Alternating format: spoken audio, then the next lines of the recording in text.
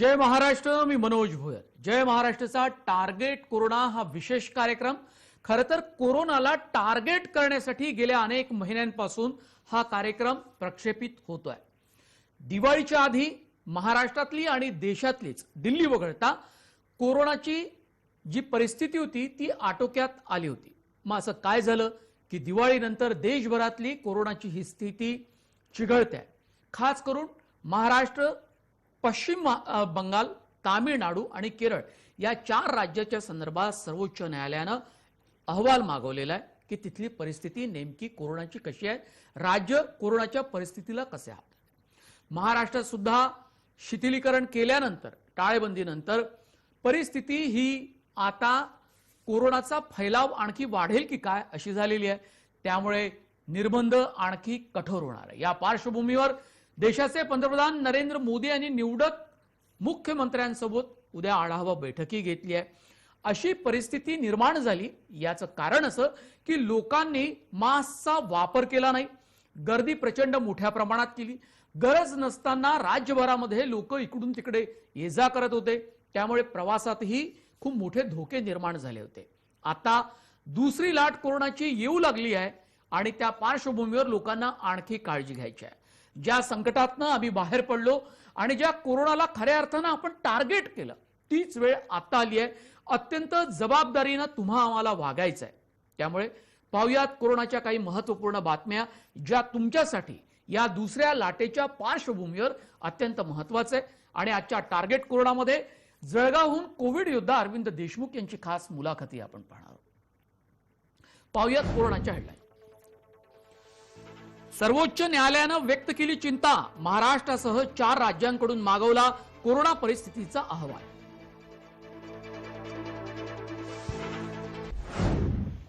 देशाच्या कोरोनाच्या आलेखात झपाट्यानं वाढ, 24 तासात 44,059 नवीन रुग्ण आढळले, 24 तासात 511 संक्रमित लोकांनी गमावले आपले प्राण।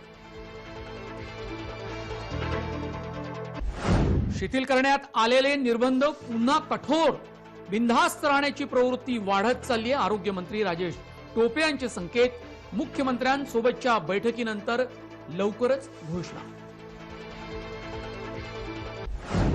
देशात पुन्हा टाळेबंदीची शक्यता, पंतप्रधान नरेंद्र मोदींनी मंगळवारी बोलावली बैठक, कोरोना रुग्ण संख्या वाढू लागल्यानं पुन्हा टाळेबंदी होण्याची शक्यता, व्हिडिओ कॉन्फरन्सिंगच्या माध्यमातून होणार बैठक।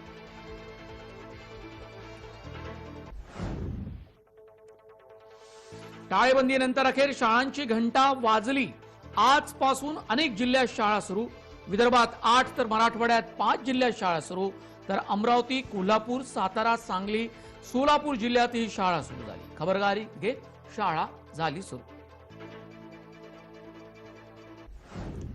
टार्गेट कोरोनामध्ये जळगावहून कोविड योद्धा अरविंद देशमुख जीएम फाउंडेशनच्या माध्यमातून केलं काम, 4 महिन्यात 1400 रुग्णांवर यशस्वी उपचार। कोविड केअर सेंटरमध्ये जीएम फाउंडेशनचे अनेक उपक्रम आयोजित केले, योगा, मनोरंजनाचे कार्यक्रम, दिला रुग्णांना पोषक आहार।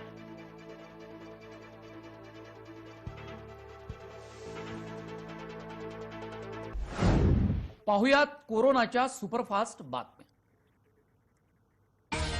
कोरोना रुग्णांवरील उपचार व मृतदेहांच्या हाताळणी संदर्भात सर्वोच्च न्यायालयात याचिका दाखल करण्यात आली। या याचिकेवर सुनावणीच्या वेळी सर्वोच्च न्यायालयानं दिल्ली, महाराष्ट्र, गुजरात आणि आसाम या राज्यातील कोरोना परिस्थितीवर चिंता व्यक्त केली। 4 राज्यांमध्ये संसर्गामुळे परिस्थिती नियंत्रणाबाहेर चालली असून राज्यांनी 2 दिवसात अहवाल सादर करावा असे आदेश न्यायालयानं दिले आहेत।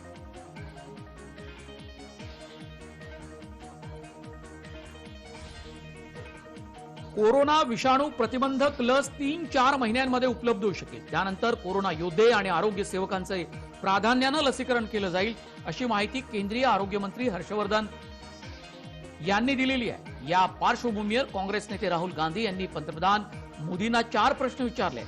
या संदर्भात केलेल्या ट्विटमध्ये राहुल गांधी म्हणतात, पंतप्रधान मोदींनी देशाला हे नक्की सांगायला हवं की सर्व कोरोना लशीपैकी भारत सरकार कोणती निवडणार आणि काय, लस पहिल्यांदा कोणाला मिळणार आणि वितरण धोरण काय असेल, लस मोफत उपलब्ध व्हावी यासाठी पीएम केअर फंडचा वापर केला जाईल का आणि सर्व भारतीयांना कधीपर्यंत लस दिली जाईल असे हे 4 प्रश्न राहुल गांधी यांनी नरेंद्र मोदी यांना विचारले। देशात पुन्हा टाळेबंदीची शक्यता। पंतप्रधान नरेंद्र मोदींनी मंगळवारी बैठक बोलावली आहे। कोरोना रुग्णसंख्या वाढू लागल्यानं पुन्हा टाळेबंदी होण्याची शक्यता निर्माण झाली। व्हिडिओ कॉन्फरन्सिंगच्या माध्यमातून ही बैठक सकाळी 10 वाजता सुरू होणार आहे। निवडक राज्याच्या मुख्यमंत्र्यांसोबत आणि प्रतिनिधींसोबत मोदी चर्चा करणार आहेत। देशाच्या कोरोनाच्या आलेखात झपाट्यानं वाढ होताना दिसत आहे। सोमवारी सकाळी आरोग्य मंत्रालयानं जाहीर केलेल्या आकडेवारीनुसार 24 तासात 44,059 नवीन रुग्ण आढळले, तर 24 तासात 511 रुग्णांना त्यांचे प्राण गमवावे लागले। एकूण प्रकरणांची संख्या 91,39,866 इतकी झालेली आहे। 91,39,866 एकूण रुग्णांची संख्या, तर एकूण मृत्यू झाले 1,33,700। एकूण सक्रिय रुग्ण आता देशामध्ये 4,43,486, तर बरे झालेल्या रुग्णांची एकूण संख्या 85 लाखाच्या वर आहे।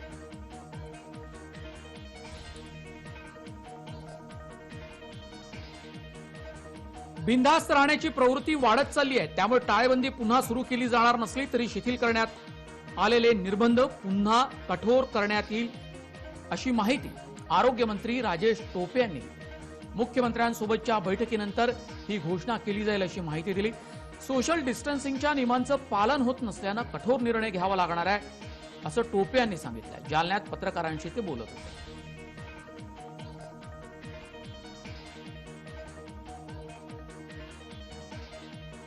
या 10 राज्यात एका दिवसात सर्वाधिक कोरोना बाधितांच्या घटना घडल्या। दिल्ली 6,746, केरळमध्ये 5,254, तर महाराष्ट्रात 5,753, पश्चिम बंगालमध्ये 3,591, तर राजस्थानमध्ये 3,260, उत्तर प्रदेशमध्ये 2,588 नवीन कोरोनाबाधित रुग्ण आढळून आले, तर हरियाणामध्ये 2,279, छत्तीसगड 1,748, तामिळनाडूमध्ये 1,655, तर आंध्र प्रदेशमध्ये 1,121 या 10 राज्यांमधली एका दिवसातली ही कोरोनाबाधितांची आकडेवारी। या राज्यामध्ये एका दिवसात सर्वाधिक मृत्यू झाले ती राज्यही पाहूया। दिल्लीमध्ये 121 लोकांचा मृत्यू 24 तासात झाला, महाराष्ट्रात 50, पश्चिम बंगालमध्ये 49, उत्तर प्रदेशमध्ये 35, केरळमध्ये 27, हरियाणामध्ये 25, तामिळनाडू 19, छत्तीसगड 19, पंजाबमध्ये 19, तर हिमाचल प्रदेशमध्ये 19 रुग्णांचा मृत्यू झाला। सर्वात जास्त दिल्लीमध्ये 121 रुग्णांचा मृत्यू झाला आहे।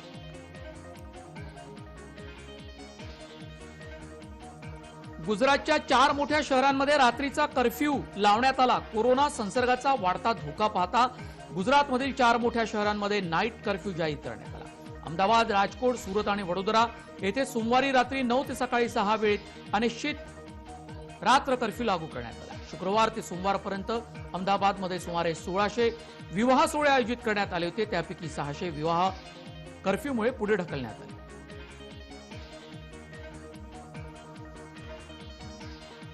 राजधानी दिल्लीत कोरोनाचा वाढता धोका लक्षात घेत दिल्लीतील डोर टू डोर सर्वेक्षण पुन्हा सुरू झालंय। आयसीयू बेडबाबत अवघड परिस्थिती निर्माण झाली। LNJP हॉस्पिटलचे 430 आयसीयू बेड भरले आहेत। आरोग्यमंत्री सत्येंद्र जैन यांच्या म्हणण्यानुसार दिल्लीत 400 नवीन आयसीयू बेडची व्यवस्था करण्यात आली आहे। त्याचबरोबर 2,000 रुपयांच्या दंडाचा परिणाम देखील चांगला दिसून येतोय। मास्क न लावता बाहेर निघणाऱ्या लोकांची संख्या आता कमी झाली आहे।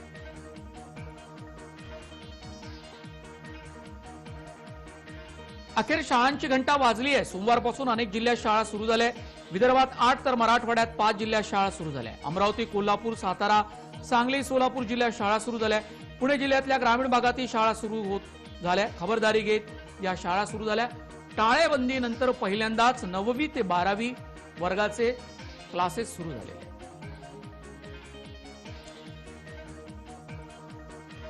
राज्यात अनेक ठिकाणी शाळा सुरू झाल्या असल्या तरी बारामती तालुक्यातील ग्रामीण भागातील शाळांची घंटा वाजलीच नाही। बारामती तालुक्यातील अनेक शाळांनी विद्यार्थ्यांना शाळेत बोलावण्याऐवजी थेट पालकांकडून संमतीपत्रे घेतली।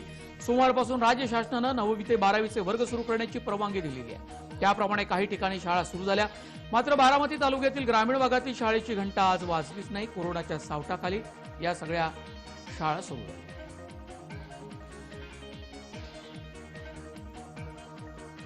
अकोल्यात शाळेच्या पहिल्याच दिवशी विद्यार्थ्यांचा अल्प प्रतिसाद पाहायला मिळाला. प्रशासनानं उपाययोजना न पुरवल्याचा शिक्षकांचा आरोप होता. शाळा परिसरात करण्यात आलं निर्जंतुकीकरण. तपासणी करून विद्यार्थ्यांना प्रवेश दिला गेला. अकोला जिल्ह्यात शासनाच्या आदेशानुसार सोमवारी शाळा सुरू झाल्या, पण विद्यार्थ्यांचा शाळेत अल्प प्रतिसाद दिसून आला.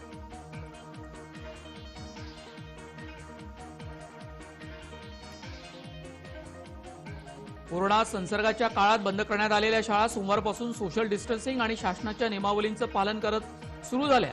गडचिरोली जिल्ह्यातील 12 तालुक्यातील 10वी आणि 12वीचे कॉलेज आणि इतर वर्ग वगळता इतर भागात सुरू करण्याचा निर्णय झाल्यानंतर त्याला गडचिरोली जिल्ह्यातून पहिल्याच दिवशी विद्यार्थ्यांचा अल्प प्रतिसाद पाहायला मिळाला. नाशिक जिल्ह्यात कोरोना रुग्णसंख्येत वाढ झाली. गेल्या 24 तासात 233 नवे कोरोनाबाधित आढळून आले. नाशिक शहर 153 तर ग्रामीणमध्ये 69, मालेगावमध्ये 3 आणि इतर ठिकाणी 8. नाशिक जिल्ह्यात आतापर्यंत 1765 लोकांचे कोरोनामुळे बळी गेले.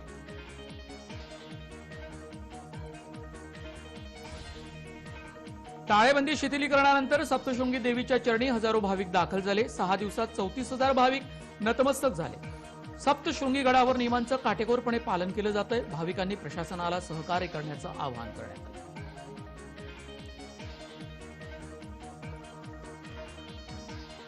नागपूरमध्ये कोरोनाचा आलेख वाढताच आहे. नागपुरात एकाच दिवशी 485 रुग्ण आढळले. शहरात 416 तर ग्रामीण भागात 68 रुग्ण. आठवड्यातली ही उच्चांकी रुग्णसंख्या आहे. 8 रुग्णांचा कोरोनामुळे मृत्यू झाला.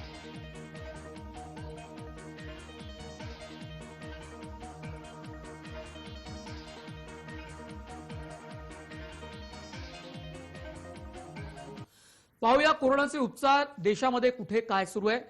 जगभरामध्ये कोरोनाची लस तयार करण्याचं काम संशोधकांमार्फत सुरू आहे. मात्र कोणत्या देशामध्ये लस किती तारखेला उपलब्ध होईल, त्याचा फायदा लोकांना कसा होईल, याचे जगभरातल्या वेगवेगळ्या देशातले आपण आकडे पाहूया आणि तिथली स्थितीही पाहूया ग्राफिकच्या माध्यमातून. अमेरिकेमध्ये 10 डिसेंबरला अन्न आणि औषध प्रशासन सल्लागार समितीची बैठक होणार आहे. 11 डिसेंबर पासून पहिला डोस दिला जाणार आहे. फायझर नावाची कंपनी ही लस तयार करत आहे.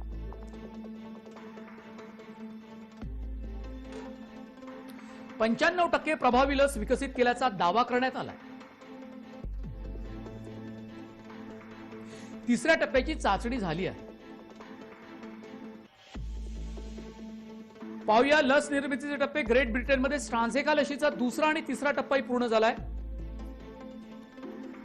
19 नोव्हेंबरला परिणाम घोषित करण्यात आले आहेत. लशीला मंजुरीची प्रतीक्षा आहे. ग्रेट ब्रिटन मधली परिस्थिती आहे.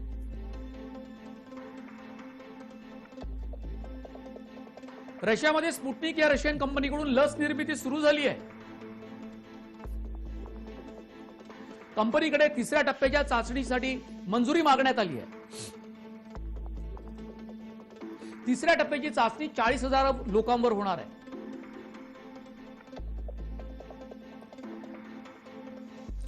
भारतामध्ये बायोटेकच्या कोवॅक्सिनची 3ऱ्या टप्प्याची चाचणी सुरू झाली आहे. सिरम इन्स्टिट्यूट पुढील महिन्यात केंद्र सरकारकडे मंजुरीसाठी अर्ज करणार आहे. मार्च किंवा एप्रिल पासून लस उपलब्ध होण्याची शक्यता आहे.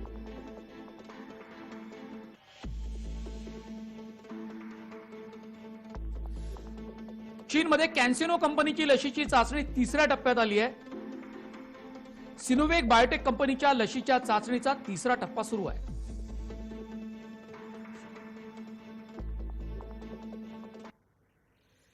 वेळ झाली टार्गेट कोरोनामध्ये एका ब्रेकची. ब्रेक नंतर आपण पाहणार आहोत जळगावहून कोविड योद्धा अरविंद देशमुख यांची खास मुलाखत.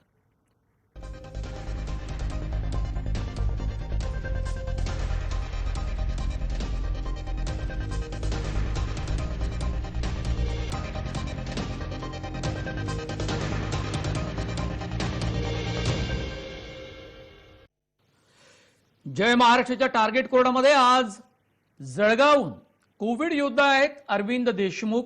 खूप स्वागत आहे अरविंद देशमुख आपलं या विशेष कार्यक्रमामध्ये. नमस्कार. अरविंद देशमुख यांनी जीएम फाउंडेशनच्या माध्यमातून जळगावात खूप मोठं काम केलंय. जीएम फाउंडेशनच्याच वतीने एका खासगी कोविड सेंटरची उभारणी केली गेली. या कोविड सेंटरमध्ये रुग्णांची नकारात्मकता घालवण्यासाठी खूप विशेष प्रयत्न केले. त्यासाठी योगाचं आयोजन केलं गेलं, योगा क्लासेस भरवले गेले आणि हे सेंटरमध्येच केलं गेलं. शिवाय या रुग्णांसाठी मनोरंजनाचे खास कार्यक्रमही आयोजित केले गेले होते.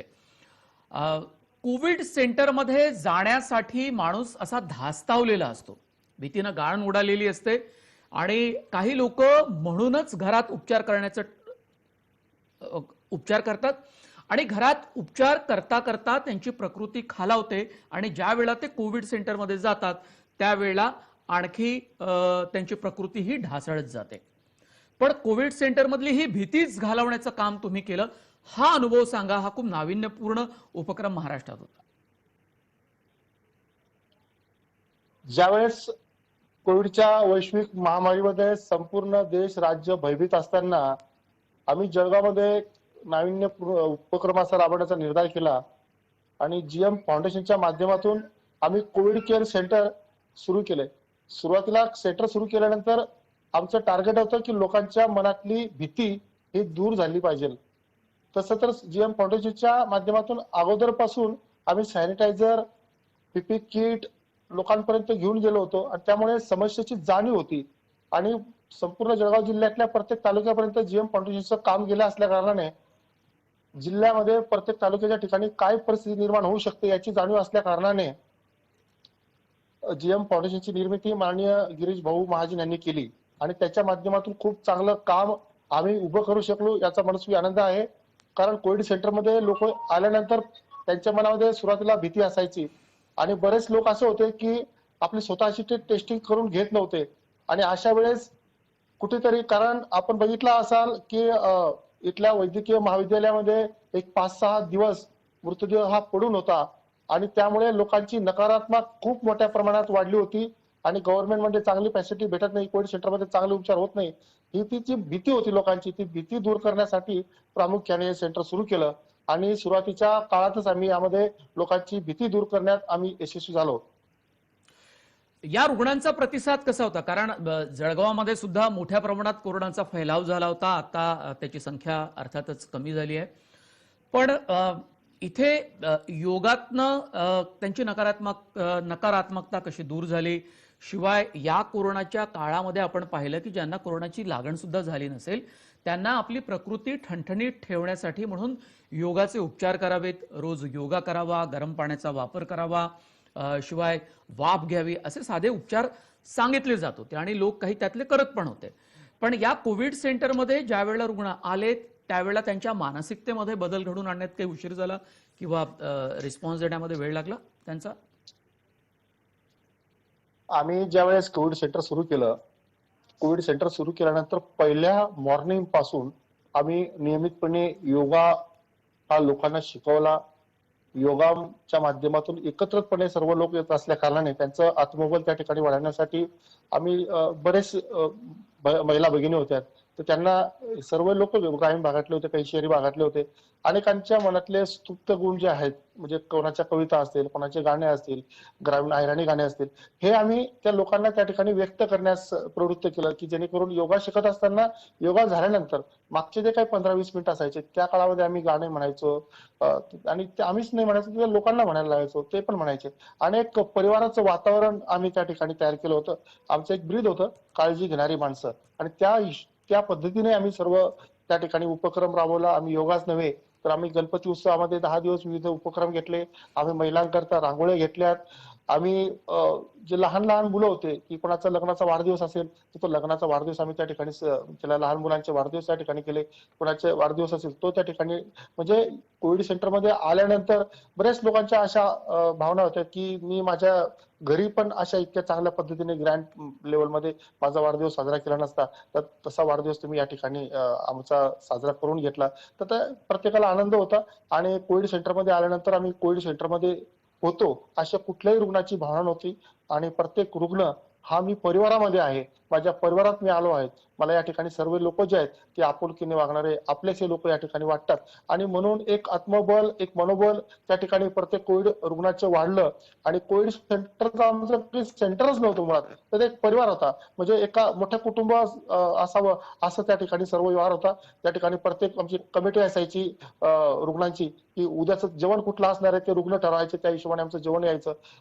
आम्ही प्रत्येक रुग्णांना भेटून विचारून त्यांना काय पाहिजे इतकंच नव्हे तर म्हणजे प्रत्येक एक मिनिटाची ऍक्टिव्हिटीज आमची प्रत्येक दिवशी ठरलेली असते आणि त्या बरोबर. हिशोबाने आमचं प्रत्येक दिवसाचं काम व्हायचं.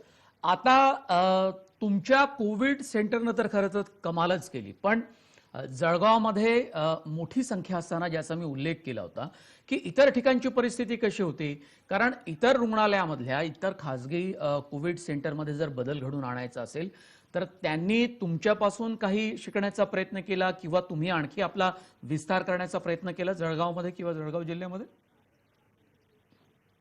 नाही, एकंदरीत जळगाव जिल्ह्यामध्ये खूप चांगलं काम होतं आणि खऱ्या अर्थाने काम वाढलं. आमचे नवीन कलेक्टर जे अभिजित राऊत आल्यानंतर खूप चांगलं काम हे जळगाव जिल्ह्यामध्ये सुरू होतं. सुरुवातीच्या काळामध्ये काही बऱ्याच अनियमितता होत्या आणि त्याचा लोकांना त्रास पण सहन करावा लागला.